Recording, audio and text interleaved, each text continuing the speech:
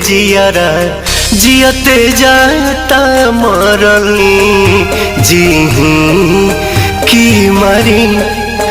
नमस्कार दोस्तों, भोजपुरी के पावर स्टार पवन सिंह आजकल बहुत धमाल मचाने वाला, तहलका मचाने वाला, एक से बढ़कर एक भोजपुरी में बवाल मचाने वाला गाना ला रहे हैं। आप सब भोजपुरी के पावर स्टार पवन सिंह के दिल से चाहने वाले फैन हैं तो वीडियो को लाइक कर दीजिएगा और चैनल को सब्सक्राइब करना ना भूलिएगा और एक प्यारा सा कमेंट भी कर दीजिएगा। पवन सिंह का एक मूवी आ रहा है जिस मूवी का नाम है कैसे हो जाला प्यार।